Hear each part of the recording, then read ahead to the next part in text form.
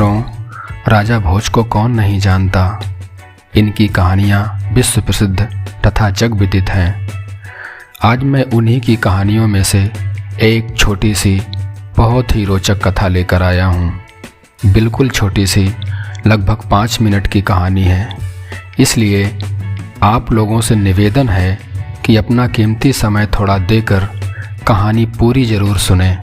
विश्वास दिलाता हूँ कि कथा रोचक होने के साथ साथ ज्ञानवर्धक भी है। साथियों, कहानी शुरू करने से पहले आप लोगों से प्रार्थना है कि अगर चैनल में नए आए हैं तो सब्सक्राइब ज़रूर कर लें तथा घंटी के निशान को भी दबा दें। तो आइए आते हैं आज की अपनी लघु कथा की ओर।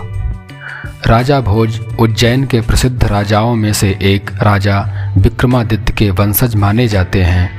इन्होंने धर्म, नीति और प्रजाहित के लिए अपना पूरा जीवन न्यौछावर कर दिया। ये बहुत ही सत्यवादी तथा न्यायप्रिय राजा थे। ये हमेशा अपने राज्य को संतान के रूप में देखभाल किया करते थे। किसी के सुख दुख में वो एक परिवार के सदस्य के रूप में शामिल हुआ करते थे। उनके यहाँ धन लक्ष्मी का साक्षात वास था। उनके कुछ मंत्री स्वामी भक्त थे तथा कुछ लापरवाह और गैर जिम्मेदार भी थे।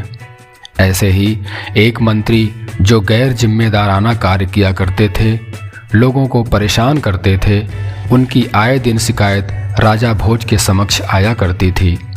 एक दिन राजा भोज ने गैर जिम्मेदार मंत्री तथा एक स्वामी भक्त मंत्री को दरबार में उपस्थित होने के लिए आदेश दिया। आदेश के अनुसार दोनों मंत्री वहां दरबार में राजा के समक्ष उपस्थित हुए। राजा ने दोनों को एक थैला देकर बाग में जाकर फल लाने को कहा। दोनों मंत्री शाही बाग में फल लेने चले गए। जो जिम्मेदार और स्वामी भक्त मंत्री था, उसने तो अपने राजा के लिए सुंदर, स्वादिष्ट और ताजे फल तोड़े, किंतु लापरवाह और गैर जिम्मेदार मंत्री ने मन में सोचा कि राजा कौन सा थैला देखेगा, इसलिए जो समझ आए वही झटपट लेकर थैला भर लेता हूँ। और उसने कच्चे पक्के, सड़े गले सभी प्रकार के फल झटपट से अपने थैले में भर लिया। दोनों मंत्री अपने अपने थैले लेकर राजा के समक्ष उपस्थित हुए, परंतु दोनों के आश्चर्य का ठिकाना तब नहीं रहा जब राजा भोज ने तुरंत सिपाही को बुलाया और आदेश दिया कि इन दोनों मंत्रियों को इनके द्वारा लाए गए थैलों के साथ अलग अलग कैद खाने में डाल दिया जाए और अभी से इन्हें कुछ भी खाने के लिए ना दिया जाए। ये अपने अपने फलों को खाकर ही जिंदा रहेंगे। राजा के आदेश का पालन हुआ। दोनों मंत्रियों को अलग अलग कोठरी में डाल दिया गया। दोनों अलग अलग कोठरी में कैद थे। भूख लगती तो थैले से फल निकाल कर खा लेते और अपनी भूख शांत करते। जिस मंत्री के पास स्वादिष्ट और उच्च कोट के फल थे, वो तो ज़्यादा दिन तक फल को खाता रहा और पूरी तरह से स्वस्थ भी रहा, लेकिन जिसने अपने थैले में सड़े गले फल डाल रखे थे, उसके फल तुरंत ही खराब और बर्बाद हो गए, क्योंकि उसने फल का चुनाव ठीक प्रकार से नहीं किया था। हालत ये हुई कि वो निकम्मा मंत्री बेहोश हो गया, जिसको तत्काल उपचार के लिए राज चिकित्सक के पास भेजा गया। उसके ठीक होने के बाद राजा के आदेश के अनुसार दोनों मंत्रियों को कैद खाने से निकालकर उनके सामने प्रस्तुत किया गया।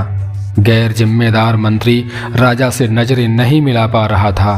तभी राजा भोज ने समझाया, देखो, ये जीवन एक सुंदर बाग की तरह है। यहाँ सुंदर और स्वादिष्ट फल के अनुरूप अपने जीवन को चुनना चाहिए।